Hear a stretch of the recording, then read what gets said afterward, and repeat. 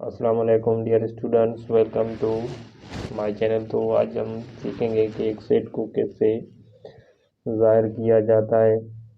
तो सेट को ज़ाहिर करने के तीन तरीके होते हैं। नंबर 1 है डिस्क्रिप्टिव फॉर्म, नंबर 2 है टेबुलर फॉर्म, नंबर 3 है सेट बिल्डर फॉर्म।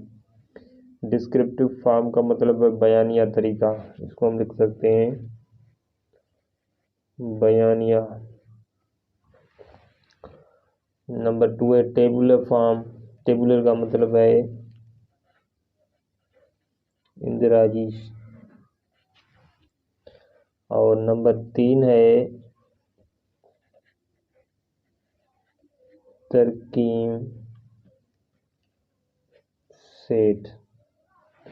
तो हम इन तीन तरीकों से एक सेट को ज़ाहिर कर सकते हैं। नंबर पहले हम सीखेंगे कि बयानी तरीका कैसा है। तो बयानी तरीके से मुराद है कि फ़र्ज़ करें हम कह सकें कि हफ्ते के दिनों के नाम, तो हम इसको बयानी तरीके में ऐसे बयान कर सकते हैं या एक जुमले में हम लिख सकते हैं इसको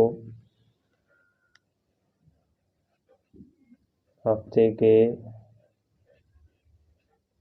दिनों के नाम।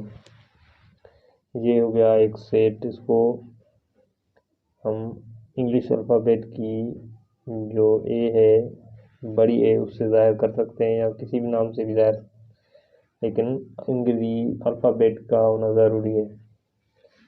इसके अलावा अगर हम दूसरा सेट लिखें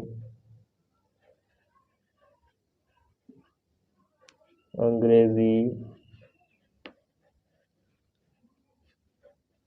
अल्फ़ाबेट का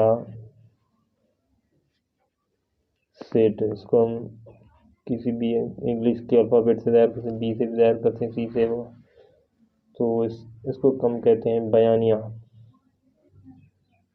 तो दूसरा जो तरीका है हमारे पास इंदिराजी तरीका।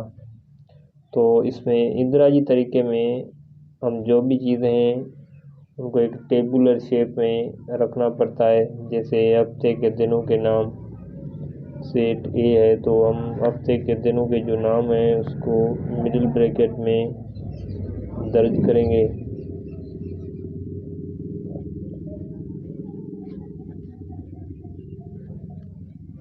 मंगल,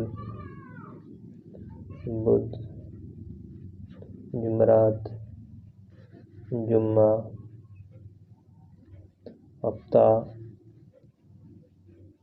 इतवार। तो इस तरह हम सारे जो नाम हैं दिनों के हम लिखने पड़ेंगे टेबुलर फॉर्म में। तो जो तीसरा तरीका है सेट बिल्डर फॉर्म, तो उसके लिए हमें कुछ अलामात की ज़रूरत पड़ती है। इंशाल्लाह हम नेक्स्ट वीडियो में इस पर बहस करेंगे एक सेट बिल्डर फॉर्म में एक सेट को कैसे ज़ाहिर किया जा सकता है।